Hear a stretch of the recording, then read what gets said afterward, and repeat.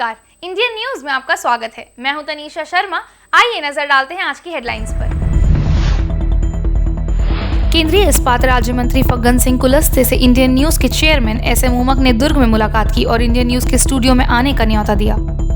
Corona के बाद monkey pox ने लोगों के जीवन में दहशत फैला रखा है। मंकी पॉक्स को लेकर बस्तर जिले के सभी अस्पतालों में अलर्ट जारी कर दिया गया है। केंद्र की मोदी सरकार के सफलतम 8 वर्ष पूर्ण होने पर दुर्ग की पुरानी गंज मंडी में सोमवार को गरीब कल्याण संभागीय आम सभा का आयोजन किया गया। अब खबरें विस्तार से। विश्व रक्तदाता दिवस पर निगम अधिकारी व कर्मचारियों ने दुर्ग के डाटा सेंटर में जरूरतमंदों के लिए रक्तदान देने की शपथ ली। विश्व रक्तदाता दिवस के उपलक्ष्य में दुर्ग नगर निगम के डाटा सेंटर सभागार में मंगलवार को शपथ समारोह का आयोजन किया गया, जिसमें निगम आयुक्त हरेश मंडावी के निर्देश पर कार्यपालन अभियंता राजेश पांडे ने अधिकारी एवं कर्मचारियों को विश्व रक्तदाता दिवस के अवसर पर इंसानियत की शपथ लेते हुए, जब भी कभी किसी को खून की जरूरत होगी, मैं स्वयं के खर्चे पर बिना किसी लोभ लालच के जाति धर्म के भेदभाव से मुक्त होकर रक्तदान करूंगा। मैं इस महाअभियान को निरंतर गति देने के लिए लोगों को जागरूक करने का सतत प्रयास करूंगा। अधिकारी व कर्मचारियों ने रक्तदान महाअभियान की शुरुआत की। इस दौरान कार्यपालन अभियंता Rajesh Pandey, RK Jain, Shankar Dayal Sharma, VP Mishra, RK पालिया, Prakash Chandra थावनी, Girish दीवान, विनोद मांझी, श्रीमती भारती ठाकुर, श्वेता महलवार, राजू बख्शी सहित अन्य उपस्थित थे। इस संबंध में कार्यपालन अभियंता राजेश पांडे ने अपनी प्रतिक्रिया दी। आज विश्व रक्तदाता दिवस के अवसर पर हमारे समस्त अधिकारियों कर्मचारियों को शपथ दिलाई गई कि जब भी ज़रूरत पड़े रक्तदान करें और नियमित रूप से करते रहें। अपने मन से ये डर निकाल दें कि रक्तदान देने से कोई कमजोरी होती है। बिना जाति भेदभाव के करें और नियमित रूप से करते रहें, जिससे कोई भी मरीज या जिसको रक्त की आवश्यकता है उसको अपनी जान न गंवानी पड़े। सामाजिक बहिष्कार को समाज वापस ले, अन्यथा हो सकती है बड़ी कार्रवाई। महिला आयोग अध्यक्ष द्वारा जन सुनवाई में दिए गए आदेश, इसके साथ विभिन्न प्रकरणों पर की गई चर्चाएं। छत्तीसगढ़ राज्य महिला आयोग द्वारा दुर्ग के जनपद सभागार में सोमवार को जन सुनवाई की गई, जिसमें डॉक्टर किरणमयी नायक ने अंतर्राज्यीय विवाह से संबंधित एक प्रकरण में सुनवाई की। प्रकरण में आवेदिका ने कहा कि 2010 में उसके द्वारा अंतर्राज्यीय विवाह किया गया था, जिसके लिए गांव द्वारा उसे व उसके परिवार को समाज से बहिष्कृत किया गया, जिससे उसने महिला आयोग के समक्ष निराकरण के लिए अपना आवेदन लगाया है। इसी प्रकरण में अनावेदक गण से महिला आयोग द्वारा पूछताछ की गई। उनके द्वारा स्वीकार किया गया कि गांव व समाज के लोगों ने मिलकर आवेदिका, उसके परिवार व उसके ससुराल वालों को समाज से बहिष्कृत किया है। वहीं आयोग के द्वारा समझाइश दिए जाने पर अनावेदक गणों ने यह स्वीकार किया कि आवेदिका और उसके परिवार को मिलाने की प्रक्रिया 14 जून को गांव एवं समाज द्वारा की जाएगी। इस अवसर पर आयोग की ओर से अधिवक्ता तुलसी साहू के साथ रामकली यादव, रत्ना नारम देव व नीलू ठाकुर ग्राम बोडेगांव थाना नंदिनी में उपस्थित रहेंगे। वहीं एक अन्य प्रकरण में आवेदिका ने बताया कि उसके बच्चों को अनावेदक गण द्वारा परेशान किया जा रहा है। पति की मृत्यु के बाद आवेदिका अपने पति के पैतृक संपत्ति वाले मकान के एक हिस्से में निवास करती है। इस तरह विभिन्न प्रकरणों पर चर्चा की गई। कोरोना के बाद मंकी पॉक्स ने लोगों के जीवन में दहशत फैला रखा है। मंकी पॉक्स को लेकर बस्तर जिले के सभी अस्पतालों में अलर्ट जारी कर दिया गया है। इसके साथ ही लोगों से सजग रहने की अपील की गई है। मंकी पॉक्स के लक्षण मिलने वाले मरीजों को अलग वार्ड में भर्ती कराए जाने के निर्देश दिए गए हैं। मंकी पॉक्स स्मॉल पॉक्स की तरह ही वायरल इन्फेक्शन है, जो चूहे और खासकर बंदरों से इंसानों तक फैल सकता है। यदि कोई जानवर इस वायरल से संक्रमित है और इंसान के संपर्क में आता है, तो संभावना है कि उसे भी मंकी पॉक्स हो सकता है। यह देखने में चेचक का बड़ा रूप लगता है। इसमें भी लगभग वही लक्षण है। बस्तर कलेक्टर का कहना है कि मंकी पॉक्स को लेकर राज्य शासन की तरफ से एक अलर्ट आदेश मिला है, जिसको देखते हुए जिले में सभी अस्पतालों में अलर्ट जारी कर दिया गया है। इसके साथ ही हॉस्पिटलों में अलग से वार्ड तैयार किया जा रहा है। उन्होंने लोगों से अपील की है कि अगर मंकी पॉक्स के लक्षण नजर आते हैं और बेवजह बुखार आता हो, तो तत्काल डॉक्टरों से संपर्क करें, ताकि उसे फैलने से रोका जा सके। मंकी पॉक्स की एक वार्निंग हमको मिली है राज्य शासन की ओर से, और हमने अपने सभी स्वास्थ्य विभाग के कर्मचारी अधिकारियों को इसको लेकर के जागरूक किया है। मैं आपके माध्यम से आम जनता से भी अपील करूंगा कि यदि किसी भी प्रकार के पस वाला पिंपल यदि होते हैं आपके शरीर में, और साथ में कोई बुखार भी अनावश्यक कारण से कुछ लगता है, तो तत्काल अपने नियरेस्ट जो भी हॉस्पिटल है वहाँ पर जाएं और इसकी सूचना दें, जिससे कि हमारी जो IDSP टीम है इसका संज्ञान ले सके। बस्तर में रेल सुविधाओं की मांग करते हुए 15 जून से अनिश्चितकालीन रेल रोको आंदोलन शुरू करने का ऐलान कर दिया है। इस संगठन के बैनर तले बस्तर के युवाओं द्वारा रेल सुविधाओं के विस्तार की मांग बीते 3 महीनों से की जा रही है। युवाओं के दल ने डीआरएम से मुलाकात के साथ ही मामले में 1 दिवसीय धरना प्रदर्शन भी किया था, लेकिन अब तक मांगे पूरी न होने की स्थिति में रेल रोको आंदोलन की शुरुआत करने का ऐलान कर दिया है। करीब 500 की संख्या में युवाओं द्वारा जगदलपुर में रेलवे ट्रैक में प्रदर्शन किया जाएगा। संगठन संयोजक साकेत शुक्ला ने बताया, यात्री ट्रेनों के अलावा सभी माल वाहन ट्रेनों को रोका जाएगा। बेलाडिला से लौह अयस्क लेकर विशाखापट्टनम दर्जनों की संख्या में ट्रेनें जाती हैं। अगर युवा संगठन मांगों को लेकर रेल पटरियों पर उतरता है तो रेल विभाग को करोड़ों का नुकसान होने की अनुमान लगाया जा रहा है। देखिए, विगत 2 महीने से हम लोग लगातार चर्चा के माध्यम से रेल मंत्री को और डीआरएम साहब को विशाखापट्टनम के लगातार सूचित करते आ रहे हैं कि बस्तर में जो रावघाट रेल लाइन परियोजना है बहुत दशकों से लंबित पड़ी है, उस पर जल्द से जल्द कार्य प्रारंभ किया है। इसके पहले भी हम लोग बहुत सारे आंदोलन कर चुके हैं। 31 तारीख को हम लोगों ने एक सांकेतिक धरना प्रदर्शन दिया था और चेताया था कि जल्द से जल्द आप इस पर निराकरण कीजिए, नहीं तो हम लोग आंदोलन की ओर, रेल रोको आंदोलन की ओर बढ़ने वाले हैं। इसके बावजूद कोई सकारात्मक पहल नहीं हो पाई है। तो अब बस्तर के युवाओं ने, आम जनता ने यह निर्णय लिया है कि 15 तारीख को हजारों जनता के साथ में हम लोग ट्रैक पे बैठने वाले हैं और अनिश्चितकालीन रेल रोको आंदोलन करने वाले हैं। इस पे हम लोग यात्री ट्रेनों को कोई छेड़खानी नहीं करने वाले हैं। सिर्फ और सिर्फ बस्तर से लोहा ले जाने नहीं दिया जाएगा। जगदलपुर शहर के ही नहीं, ग्रामीण क्षेत्र के युवा खिलाड़ियों की प्रतिभा निखारने के लिए करोड़ों रुपए खर्च कर खेल ग्राउंड को तैयार किया गया है, लेकिन अब यहाँ खेलने के लिए खिलाड़ियों से शुल्क लिया जा रहा है। इस फैसले के विरोध में भाजपा युवा मोर्चा ने विरोध प्रदर्शन करते हुए नगर प्रशासन के खिलाफ नारेबाजी शुरू कर दी। इस व्यवस्था को तत्काल बंद करने को लेकर कलेक्टर के नाम एसडीएम को ज्ञापन सौंपा गया। युवा मोर्चा के अध्यक्ष ने कहा कि शहर के खेल ग्राउंड मैदान की मरम्मत के बाद खिलाड़ियों को बेहतर सुविधाएं मिलने की उम्मीद थी, लेकिन प्रशासन द्वारा गठित मैदान संचालन व सर्व समिति के द्वारा खिलाड़ियों से खेलने के लिए शुल्क तय कर दिया गया। इसके चलते खिलाड़ियों में निराशा है। खिलाड़ियों के अलावा सुबह व शाम यहाँ व्यायाम, योग, जॉगिंग करने आने वाले बुजुर्ग व महिलाओं से प्रति व्यक्ति प्रतिदिन के हिसाब से शुल्क लिया जा रहा है। खिलाड़ियों को मुफ्त खेलने की सुविधाएं देनी चाहिए। आप सभी को विदित है कि नगर निगम की कांग्रेस सरकार ने गांधी मैदान पर खेलने हेतु मासिक शुल्क का फरमान जारी किया है। मैं ये बहुत आश्चर्यचकित हूँ कि जो कांग्रेस सरकार चुनाव के पूर्व में खिलाड़ियों के हित में बात करती थी, आज जैसे ही खेल मैदान का उन्नयन हुआ और तत्काल एक शुल्क जारी कर दिया गया। मैं महापौर जी से पूछना चाहता हूं कि क्या गरीब खिलाड़ियों के लिए खेल का मैदान नहीं होना चाहिए? वो खेल कहां से खेलेगा? और इतना बड़ा शुल्क 3500 रुपये एक टीम के लिए, और जो अगर वॉक करना चाहते हैं, जो योगा करना चाहते हैं, व्यायाम करना चाहते हैं, उनको भी शुल्क देना होगा। ये कहां से ये उचित है? ये कांग्रेस की सरकार बिल्कुल हर तरीके से जनता से भी पैसा लूटना चाहती है और अपना जेब भरना चाहती है।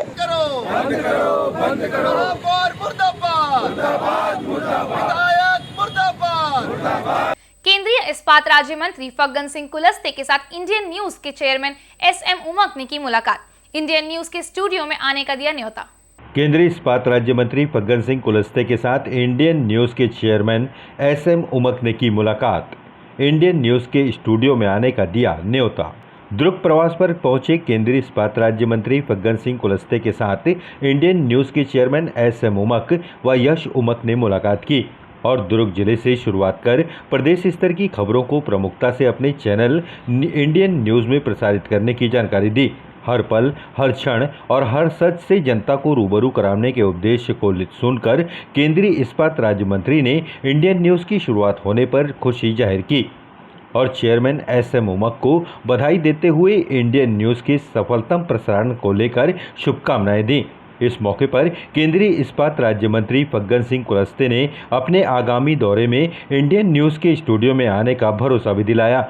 इंडियन न्यूज के चेयरमैन एसएम उमक से मुलाकात के दौरान भिलाई के पूर्व विधायक व विधानसभा अध्यक्ष प्रेम प्रकाश पांडे भी मौजूद रहे, जिन्होंने इंडियन न्यूज की इस पहल पर इंडियन न्यूज के चेयरमैन एसएम उमक को अपनी शुभकामनाएं एवं बधाई दी। शिक्षक कला व साहित्य अकादमी छत्तीसगढ़ के बैनर तले 2 दिवसीय शिक्षक महोत्सव का दुर्ग के खालसा स्कूल में आयोजन किया गया, जहां विभिन्न जिलों से आए शिक्षकों का सम्मान किया गया। शिक्षक कला व साहित्य अकादमी छत्तीसगढ़ के बैनर तले दुर्ग के खालसा पब्लिक स्कूल में 2 दिवसीय शिक्षा महोत्सव का आयोजन किया गया, जिसमें पहले दिन दुर्ग लोकसभा सांसद विजय बघेल ने कार्यक्रम का शुभारंभ किया। इस अवसर पर साहित्य अकादमी द्वारा शिक्षा महोत्सव के आयोजन में विभिन्न प्रतियोगिताओं का आयोजन कर प्रदेश भर के 18 जिलों से आए शिक्षकों का सम्मान भी किया गया। इस अवसर पर रंगोली प्रतियोगिता, छत्तीसगढ़ी फैशन शो, नारी शक्ति प्रतिभा सम्मान में चयनित शिक्षकों को सम्मान दिया। साथ ही सहभागिता प्रमाण पत्र भी वितरण किया गया। वहीं कार्यक्रम के दूसरे दिन वेयर हाउस कॉरपोरेशन अध्यक्ष शहर विधायक अरुण वोरा ने भी अपनी उपस्थिति दर्ज कराई। इस अवसर पर कोरिया जिले से आए शिक्षकों के दल ने मंच पर शानदार छत्तीसगढ़ी पारंपरिक वेशभूषा में सांस्कृतिक कार्यक्रम की प्रस्तुति भी दी। इस अवसर पर शिक्षक कला व साहित्य अकादमी छत्तीसगढ़ के पदाधिकारी डॉक्टर शिव नारायण देवांगन व कौशलेंद्र पटेल ने न्यूज टीम के समक्ष अपनी प्रतिक्रिया दी। ये शिक्षक कला साहित्य अकादमी द्वारा आयोजित 2 दिवसीय प्रांतीय शिक्षा महोत्सव का आयोजन है और इसका उद्देश्य हमारे शिक्षकों और छात्रों के जो है प्रतिभाओं को सामने लाने का है। और इसमें हमने विविध कार्यक्रमों का आयोजन किए हैं। पहले दिन में हमने रंगोली प्रतियोगिताएं और सांस्कृतिक कार्यक्रम और हमारे जिले के हर एक जिले के अलग अलग गतिविधियाँ भी यहाँ प्रस्तुत हुई। छत्तीसगढ़ी परिवेश पर फैशन शो हुआ और रात को कवि सम्मेलन का आयोजन किया गया। 1 दिवसीय कार्यक्रम जिसमें भोजन वगैरह सभी की व्यवस्था था। आज जो द्वितीय दिवस का कार्यक्रम है जिसमें हमारा आज का सांस्कृतिक कार्यक्रम है और बहुत सारे सम्मान समारोह है, जैसे नारी प्रतिभा सम्मान समारोह 2020, 21 और 22 का, जो कोरोना काल के कारण से हम लोग नहीं कर पाए थे, जिसको इस कार्यक्रम के द्वारा कर रहे हैं। इसमें हमारे 18 जिलों का गठन हुआ है, तो 18 जिलों में से सभी सदस्य यहाँ पर पहुँचे हैं और अपनी प्रस्तुति और अपने ज़िले की जो गतिविधियाँ हैं शिक्षा महोत्सव के बारे में यहाँ पर जानकारी दी है। हमारी संस्था का उद्देश्य है शिक्षकों को वृंदों और विद्यार्थी की सर्वांगीण विकास करना। ये हमारी एक बहुआयामी संस्था है। हमारे अरुण वीर जी का आगमन भी हुआ, साथ में हमारे कुल सचिव खरे जी भी का आगमन हुआ है, देशलहरे सर जी का आगमन हुआ और हमारे जितने भी प्रांतीय पदाधिकारी हैं, डॉक्टर शिव नारायण देवांगन जी का आज के संयोजक में बहुत ही कर्मठ और निष्ठा रूप से कार्य कर रहे हैं और इस कार्य की वजह से आज हमारी संस्था का एक नई ऊंचाई छू रही है। वक्त हो चला है एक छोटे से ब्रेक का। बने रहिए इंडियन न्यूज के साथ।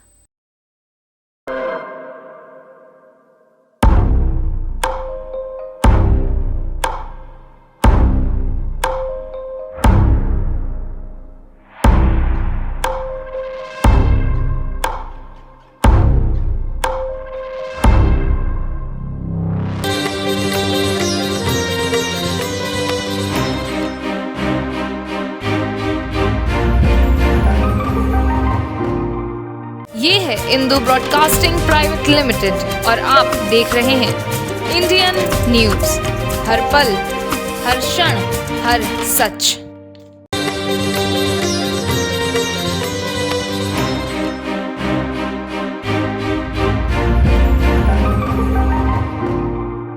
ब्रेक के बाद आप सभी का स्वागत है। दुर्ग की पुरानी गंज मंडी में गरीब कल्याण संभागीय आम सभा का आयोजन किया गया, जहां विशेष रूप से केंद्रीय इस्पात एवं राज्य मंत्री फग्गन सिंह कुलस्ते व दुर्ग संभाग के सभी वरिष्ठ भाजपा नेता उपस्थित रहे। केंद्र की मोदी सरकार के सफलतम 8 वर्ष पूरे होने पर दुर्ग की पुरानी गंज मंडी में सोमवार को गरीब कल्याण संभागीय आम सभा का आयोजन किया गया, जहां विशेष रूप से संभागीय आम सभा के केंद्रीय इस्पात राज्य मंत्री फग्गन सिंह कुलस्ते शामिल हुए। संभागीय आम सभा में केंद्रीय राज्य मंत्री फग्गन सिंह कुलस्ते के पहुंचने पर दुर्ग संभाग के सभी जिलों में पहुंचे भाजपा कार्यकर्ताओं ने उनका जोशीला स्वागत किया। इस दौरान भाजपा कार्यकर्ताओं को संबोधित करते हुए केंद्रीय राज्य मंत्री फग्गन सिंह कुलस्ते ने केंद्र सरकार के सफलतम 8 वर्षों का विवरण प्रस्तुत किया।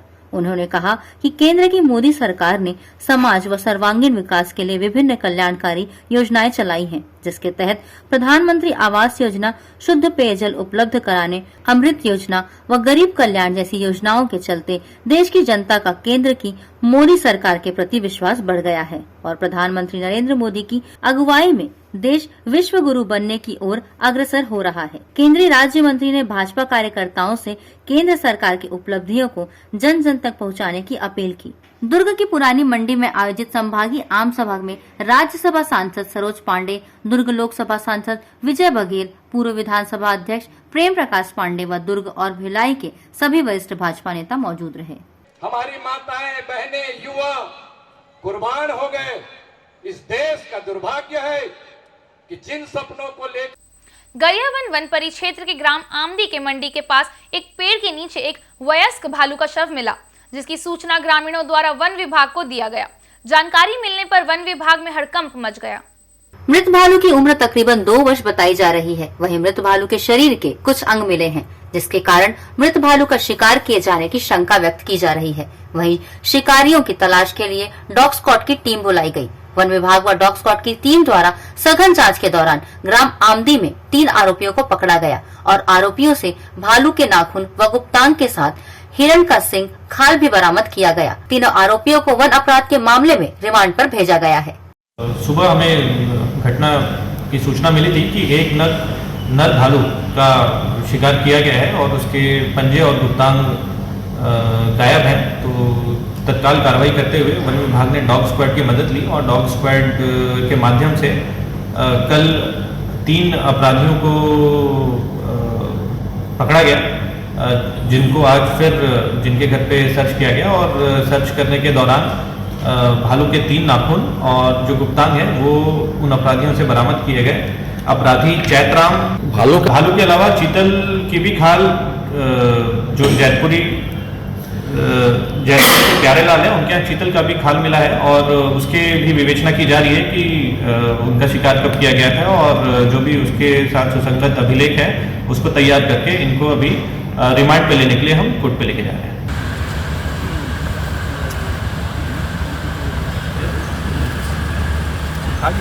बेमेतरा देवकर के ग्राहक सेवा केंद्र द्वारा खाता धारकों के साथ किए गए धोखाधड़ी की शिकायत के समर्थन में पूर्व विधायक लाभचंद बाफना सामने आ गए हैं।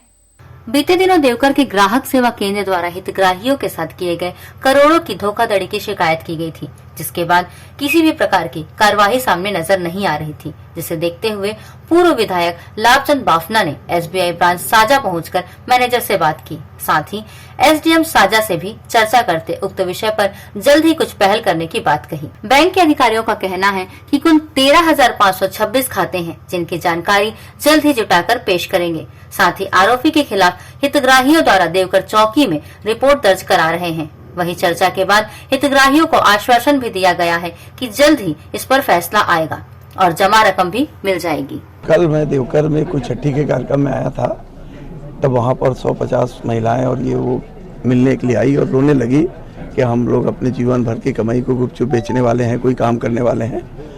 हम लोगों ने ग्राहक सेवा केंद्र में जमा किया था और पिछले 3, 4, 5, 7 दिनों से हम लोग थाना में और साजा में जो ब्रांच है वहाँ पर जा रहे हैं, हम ज्ञापन दे रहे हैं, हम पावती दे रहे हैं, अपने पासबुक को दिखा रहे हैं।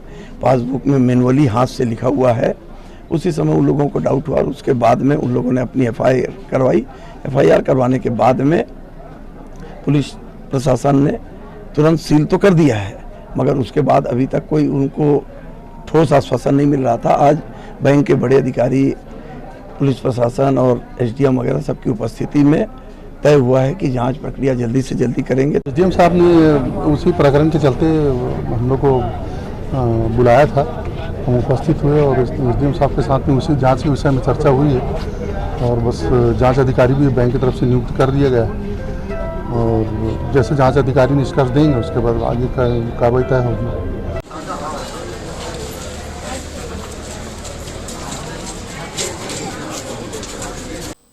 दैनिक वेतन भोगी एवं संविदा कर्मचारियों ने मेडिकल कॉलेज में होने वाली सीधी भर्ती के रिक्त पदों पर संयोजित करने की मांग की है। संविदा कर्मचारियों ने अपनी इसी मांग को लेकर कलेक्ट्रेट पहुंचे और कलेक्टर को ज्ञापन सौंपा। मेडिकल कॉलेज में संविदा में काम करने वाले कर्मचारी संजीव साहू का कहना है कि विगत कई वर्षों से स्टाफ की कमी के कारण लगभग 100 दैनिक वेतन भोगी कर्मचारी विभिन्न पदों पर जैसे रेडियोग्राफर, कंप्यूटर ऑपरेटर, वार्ड आया, ओटी टेक्नीशियन जैसे अन्य पदों पर काम कर रहे हैं। संस्था में दैनिक वेतन भोगी कर्मचारियों को प्रति माह वेतन प्रदान किया जाता है। कुछ कर्मचारी परिवार में अकेले काम करने वाले हैं। मेडिकल कॉलेज हॉस्पिटल में जितने भी भर्तियां आई है अभी, उसमें जो पहले से कार्यरत कर्मचारी है उनको पहले समायोजित किया जाए, फिर नई भर्ती को उसको लिया जाए। उसी लिए हम ज्ञापन लेकर आज कलेक्टर साहब के पास आए हुए हैं। कौन से विभाग? हम लोग स्वास्थ्य विभाग। इसके पहले भी हुआ ज्ञापन? हाँ, इसके पहले भी दिए हैं।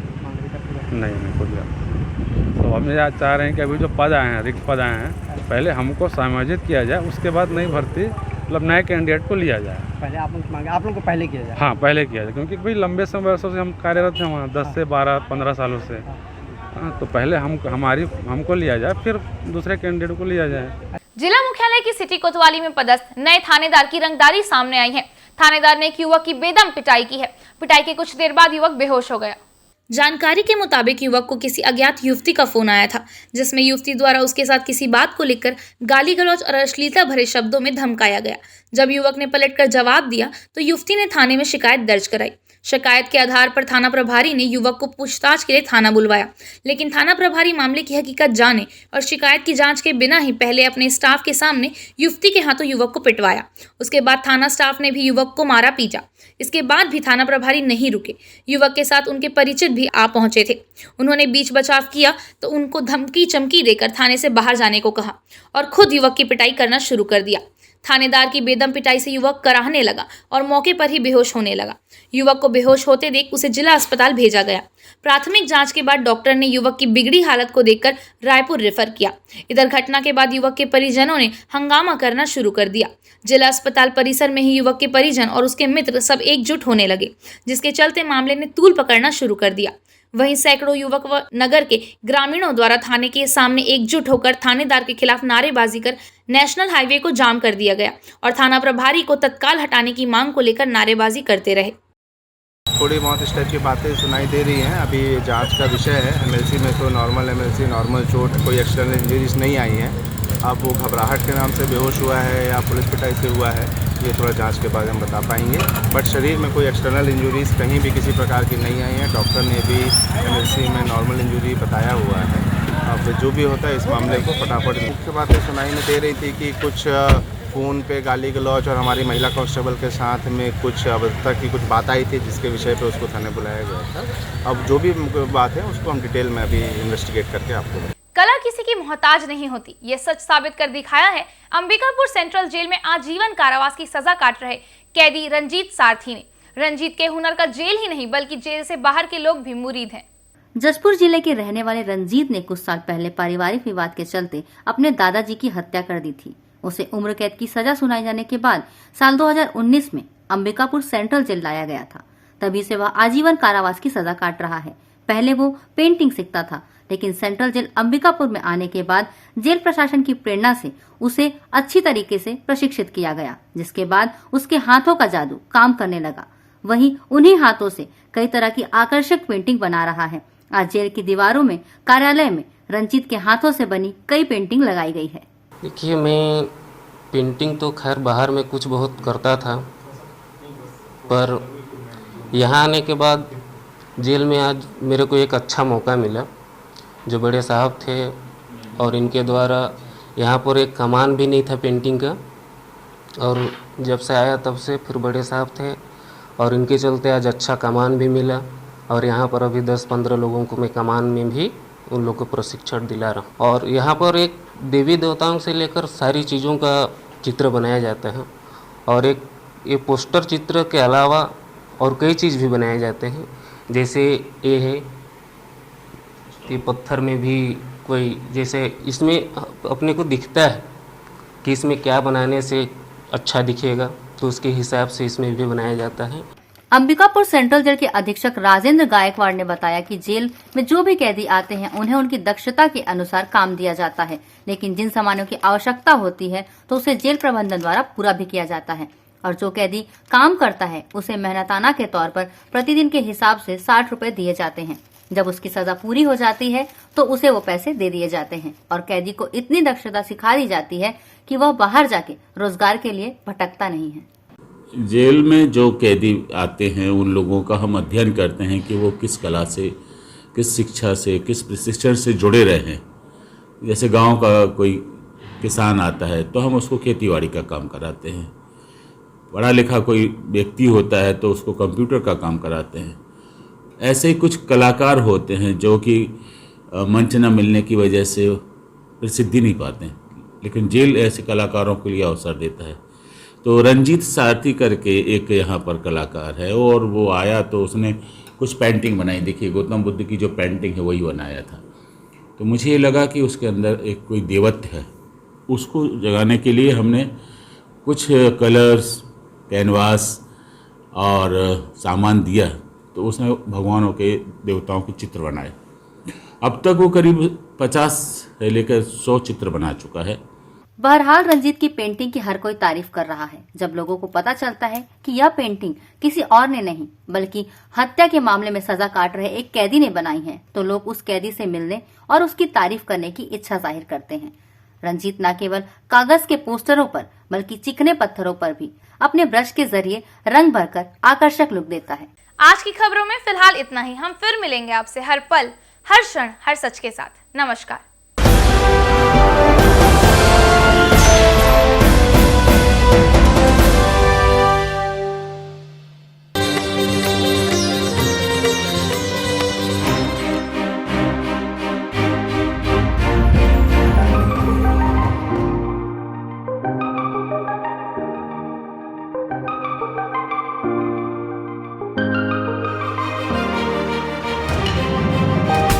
ये है इंदू ब्रॉडकास्टिंग प्राइवेट लिमिटेड और आप देख रहे हैं इंडियन न्यूज।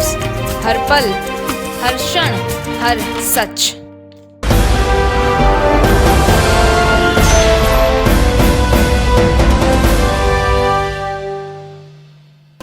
विश्व रक्तदाता दिवस पर निगम अधिकारी व कर्मचारियों ने दुर्ग के डाटा सेंटर में जरूरतमंदों के लिए रक्तदान देने की शपथ ली।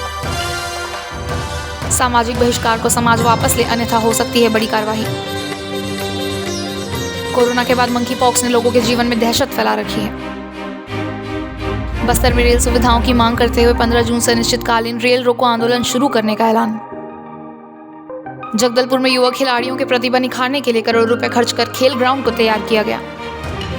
केंद्रीय इस्पात राज्य मंत्री फग्गन सिंह कुलस्ते के साथ इंडियन न्यूज के चेयरमैन SM उमक ने की मुलाकात। इंडियन न्यूज के स्टूडियो में आने का दिया न्योता। शिक्षक कला व साहित्य अकादमी छत्तीसगढ़ के बैनर तले 2 दिवसीय शिक्षक महोत्सव का दुर्ग के खालसा स्कूल में आयोजन किया गया। दुर्ग की पुरानीगंज मंडी में गरीब कल्याण संभागीय आम सभा का आयोजन किया गया। गरियाबंद परिक्षेत्र के ग्राम आमदी के मंडी के पास एक पेड़ के नीचे एक वयस्क भालू का शव मिला। बेमित्रा देवकर के ग्राहक सेवा केंद्र द्वारा खाता धारकों के साथ किए गए धोखाधड़ी की शिकायत के समर्थन में पूर्व विधायक लाभचंद बाफना सामने आए हैं। दैनिक वेतन भोगी एवं संविदा कर्मचारियों ने मेडिकल कॉलेज में होने वाली सीधी भर्ती के रिक्त पदों पर समायोजित करने की मांग की। जिला मुख्यालय की सिटी कोतवाली में पदस्थ नए थानेदार की रंगदारी सामने आई है। अंबिकापुर के सेंट्रल जेल में आजीवन कारावास काट रहे रंजीत सारथी के हुनर का जेल ही नहीं बल्कि जेल से बाहर भी लोग मुरीद हैं।